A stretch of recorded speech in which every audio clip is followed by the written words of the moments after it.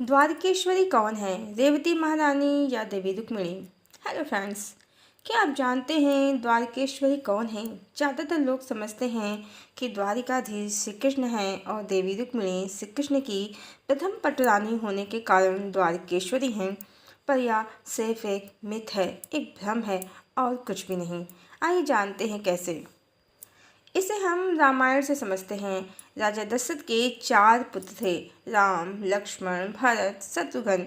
और जब भगवान राम को वनवास मिला था तो उनके भाई भरत ने चित्रकूट में जाकर भगवान राम से उनकी चरण पादुका ले ली थी और कहा था कि बड़े भाई होने के कारण अयोध्या के सिंहासन पर आपका ही अधिकार है।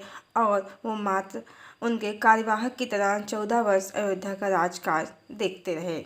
और भरत ने भगवान राम की चरण पादुका को अयोध्या के सिंहासन पर विराजित कर दिया था। द्वापर में जब भगवान श्री कृष्ण ने द्वारिका नगरी बसाई तो वहाँ भी यही समीकरण था सिंहासन पर बैठने का। इसी कारण द्वारिकाधीश श्री कृष्ण नहीं बने, बल्कि बड़े भाई बलराम थे, वो द्वारिकाधीश बने। और उनकी एकमात्र पत्नी थी रेवती महारानी, जो द्वारिका नगरी की एकमात्र महारानी थीं। वैसे भी भगवान श्री कृष्ण ने 16,108 विवाह किए थे और सभी पत्नियों को समान अधिकार प्राप्त थे, न किसी को कम न किसी को ज़्यादा। इतनी सारी महारानी तो हो नहीं सकती, और महारानी तो एक ही होती है, जैसे अर्धांगिनी एक ही होती है। और बड़े भाई बलराम के होते हुए श्री कृष्ण द्वारिकाधीश बन भी नहीं सकते थे, ये धर्म विरुद्ध होता। इसलिए द्वारिकाधीश बलराम थे और द्वारकेश्वरी थीं रेवती महारानी। वास्तव में रामायण और महाभारत दो भिन्न भिन्न काल की दो भिन्न कहानियाँ हैं। रामायण में भगवान राम नायक हैं और सीता उनकी नायिका, पर महाभारत में श्री कृष्ण नायक नहीं हैं, वो सिर्फ धर्म के मार्ग पर चलने वालों के संरक्षक हैं। द्रौपदी और पांडवों के संरक्षक हैं। राम ने स्वयं युद्ध लड़ा था अधर्म के विरुद्ध, लंकापति रावण के अहंकार और पापाचार दोनों का अंत किया था उन्होंने। पर श्री कृष्ण की कहानी भगवान राम की तरह नहीं है।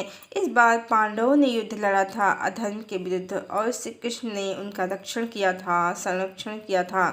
कहते हैं बलराम त्रेता में लक्ष्मण थे और लक्ष्मण की बहुत इच्छा थी कि वो भगवान के बड़े भाई बने और भगवान को उनका कहना मानना पड़े, जैसे लक्ष्मण राम का कहना मानते रहते थे। इसी कारण लक्ष्मण बलराम बन गए। श्री कृष्ण अवतार में न भगवान श्री कृष्ण नायक बने और न उनकी प्रिया राधा नायिका। भगवान ने स्वयं को पीछे रखा इस बार, और जिनकी भी जो भी इच्छाएं थीं त्रेता युग में, वो द्वापर में पूर्ण हुईं। जैसे लक्ष्मण बलराम बन गए और रुक्मिणी समेत 16,108 स्त्रियां जो राम पर आसक्त थीं श्री कृष्ण की रानियां बन गईं। और भगवान ने इस बार अर्जुन और पांडवों को नायक और देवी द्रौपदी को नायिका बनाया। धर्म युद्ध इस बार पांडवों ने लड़ा।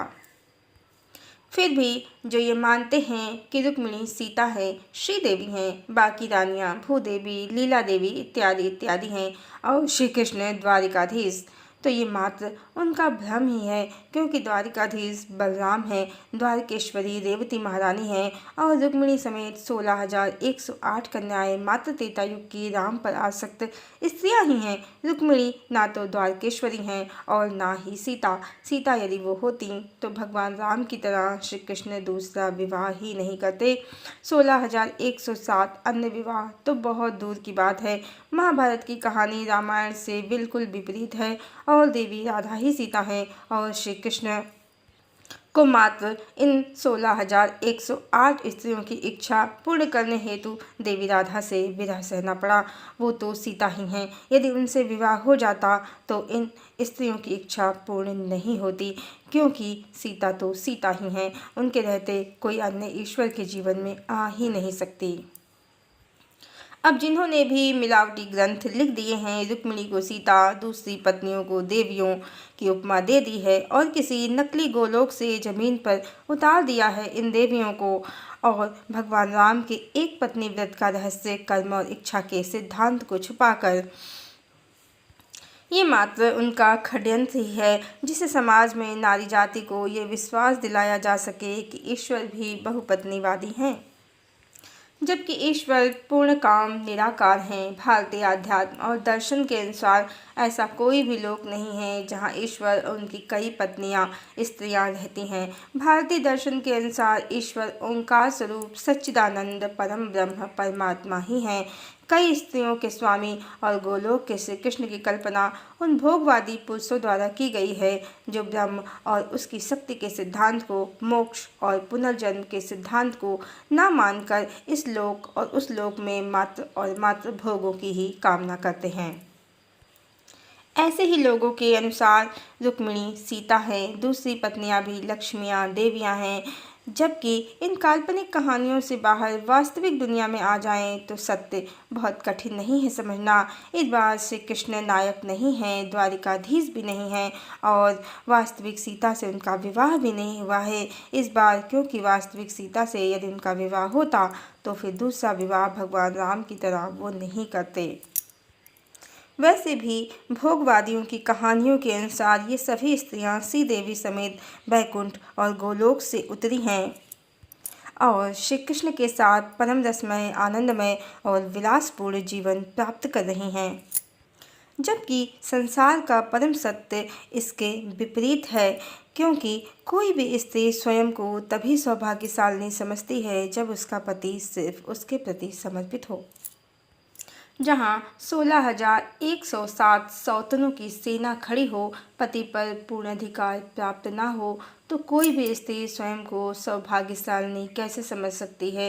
ये सभी नारियां तो मात्र आसक्ति के कारण, राम पर आसक्ति के कारण श्री कृष्ण की पत्नियां बन गई हैं। रामायण की कहानी महाभारत की कहानी से बिल्कुल अलग है।